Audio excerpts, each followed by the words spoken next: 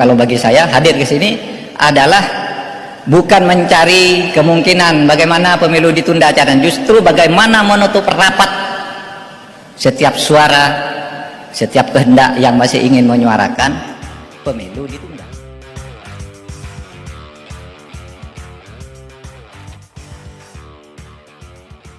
Kita bertekad dan sudah memastikan bahwa pemerintah bersama rakyat itu akan menyelenggarakan pemilu serentak di tahun 2024. Pertemuan malam ini penting karena kita belum lama dikejutkan oleh isu adanya penundaan pemilu karena putusan pengadilan Jakarta Utara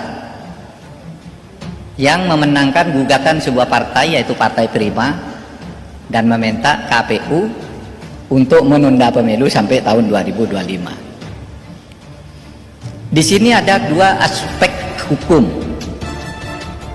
Satu, menurut hukum biasa, putusan pengadilan itu salah kamar, salah posisi, karena pengadilan negeri itu tidak punya kompetensi, tidak punya wewenang untuk menentukan pemilu. Kita tuh di Undang-Undang Dasar sudah punya 4 lingkungan peradilan di pasal 24, bahwa Mahkamah Agung terdiri dari 4 lingkungan peradilan, yaitu peradilan umum, peradilan agama, peradilan militer, dan peradilan tata usaha negara. Pemilu ini, sengketa pemilu itu ada di ranah lembaga peradilan tata usaha negara. Partai Prima itu kalah, dianggap tidak memenuhi syarat oleh KPU untuk ikut pemilu, gugat ke Bawaslu sesuai dengan bunyi undang-undang. Kalau kamu berselisih dengan KPU, ke Bawaslu, kalah di Bawaslu, gugat ke PT UN, kalah lagi. Nah, ini tiba-tiba tidak ada berita apapun, tiba-tiba muncul menang di pengadilan umum. Nah, di sini salah kamar, karena pengadilan ini mengadili urusan pemilu yang sudah diputus oleh pengadilan sebelumnya. Dan saya katakan, itu kalau dipaksakan, misalnya Mahkamah Agung akan memenangkan itu, dari sudut hukum itu bisa dinyatakan sebagai putusan yang non-executable, tidak bisa dilaksanakan. Apa ada putusan yang tidak bisa dilaksanakan? Banyak. Misalnya Pak Oli sebagai gubernur membuat keputusan tanah di seberang kantor gubernur ini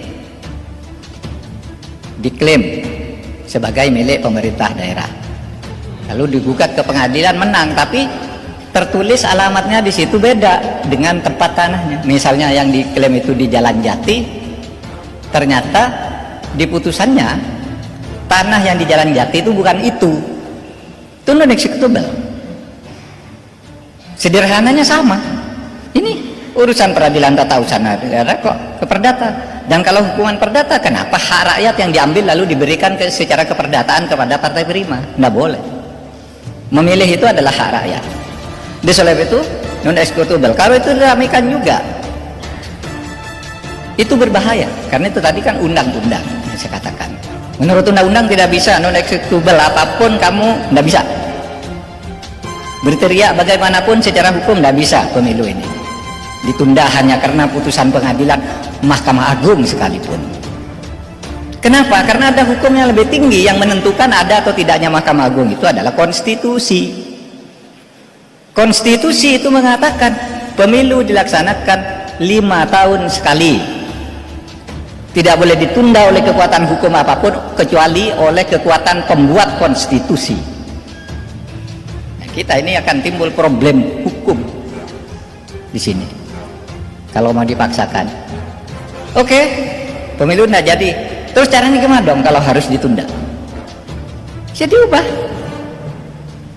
Undang-Undang Dasar. Nah, mengubah Undang-Undang Dasar itu ributnya, biaya politik, biaya sosialnya, juga biaya uangnya, itu akan jauh lebih mahal daripada menunda pemilu. Coba bayangkan begini, saudara.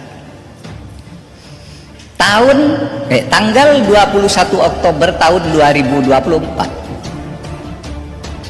masa jabatan Presiden Jokowi habis, karena menurut konstitusi ya, pasal 7 itu disebut pemilu 5 tahun sekali, masa jabatan presiden 5 tahun. Jadi tanggal 20 Oktober habis.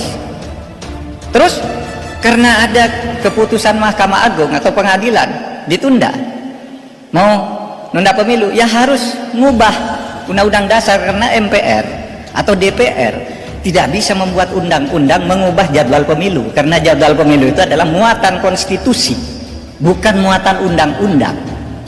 Jadwal teknis pemilu memang di undang-undang, tapi jadwal definitif periodik itu adalah muatan konstitusi, tidak bisa diubah oleh undang-undang maupun oleh pengadilan, harus pembuat konstitusi. Nah, pembuat konstitusi sekarang, kalau asumsinya adalah partai politik yang ada di MPR atau MPR yang berangkatan partai politik, tidak mungkin ada perubahan konstitusi, karena syarat mengubah konstitusi itu harus dihadir oleh sekurang-kurangnya 2/3 dari anggota MPR.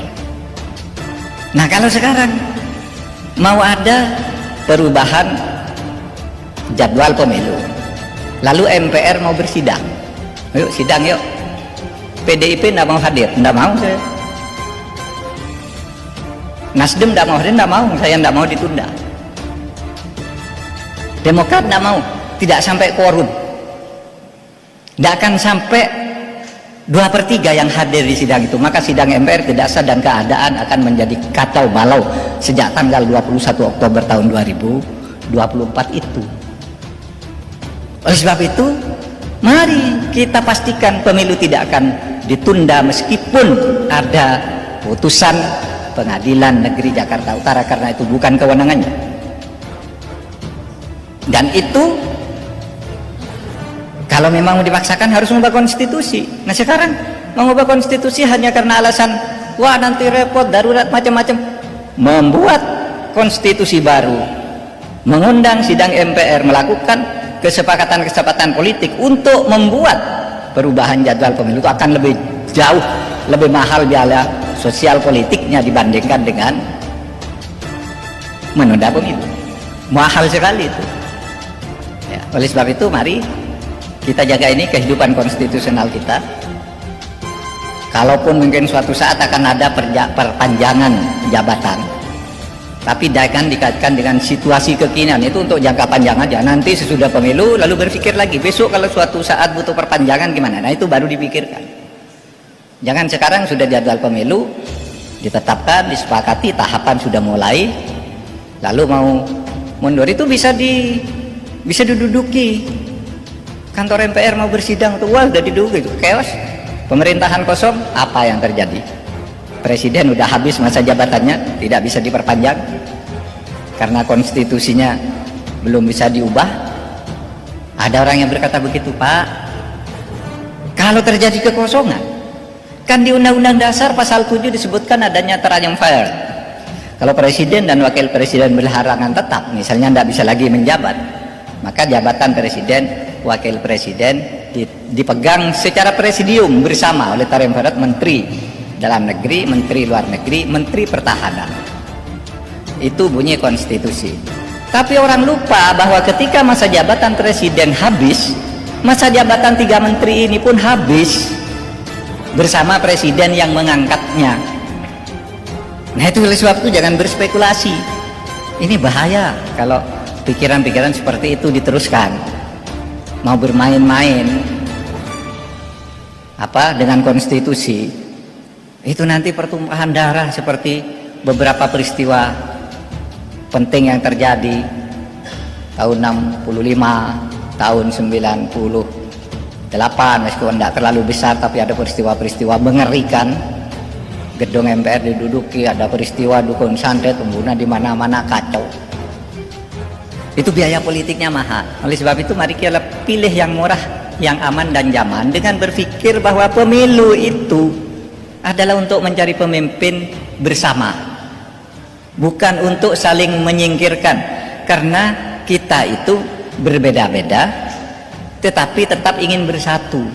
Nah, oleh sebab itu karena berbeda itu ingin bersatu, jangan sampai terjadi apa yang sering kita sebut sebagai politik identitas. Politik identitas itu identitas primordial dijadikan alat untuk menguasai dan kemudian mengekang mendiskriminasi kelompok identitas yang lain. Nah, oleh sebab itu saudara, identitas politik itu tidak terhindarkan. Pak Oli Kristen Manado, saya Islam Madura, itu identitas diri saya secara primordial itu Pak kami itu. Tetapi kami dan kita bersepakat kita akan hidup bersama di dalam keberbedaan ini, saling memberi dan menerima, bergabung, bukan saling kalau saya menang ku sikat kamu, kalau saya menang ku sikat kamu, bukan begitu. Kita membentuk mekanisme musyawarah. Ya di DPR itu ya musyawarah, hikmat kebijaksanaan dalam permusyawaratan perwakilan. Nanti sudah musyawarah langsung yang sifatnya keputusan bersama, itu pemilihan umum, nyoblos presiden, itu hasil musyawarah coblosan, itu sudah, itu hasil pilihan rakyat. Pemilu itu untuk memilih pemimpin yang baik. Jadi siapapun yang terpilih rakyat berarti pilihan rakyat, yang kalah harus ikut mendukung atau tunduk terhadap keputusan-keputusan politik yang telah diambil oleh suara rakyat melalui pemilu itu. Nah, saudara sekalian, itulah sebabnya saudara, pada kesempatan hari ini mari nanti kita berdialog dengan narasumber ini tadi. Maksudnya untuk memantapkan pemilu. Kalau bagi saya hadir ke sini adalah bukan mencari kemungkinan bagaimana pemilu ditunda acara, justru bagaimana menutup rapat setiap suara, setiap kehendak yang masih ingin menyuarakan pemilu ditunda. Itu yang kita cari, bukan jangan bagaimana caranya pemilu ditunda, tidak boleh. Nah, itulah saudara sekalian. Sekali lagi Pak Gubernur Oli Dondo Kambe, terima kasih atas forum ini. Ini penting, suara dari Manado ini penting. Tadi ada wartawan Kompas dari Jakarta, banyak lah tadi, agar tersebar ke seluruh Indonesia, karena Manado itu termasuk salah satu laboratorium pluralisme yang paling bagus. Coba ada musabaqah tilawatil Quran, panitianya itu orang-orang dari gereja bersama orang Islam sama-sama di sini, dan itu berjalan baik tanpa ada isu apa-apa gitu, tanpa berbasa-basi, itu sungguhan. Nah, maka dari sini kita suarakan kebersamaan kita untuk membangun Indonesia yang bersatu atau merdeka, bersatu, berdaulat, adil dan makmur. Terima kasih. Assalamualaikum warahmatullahi wabarakatuh.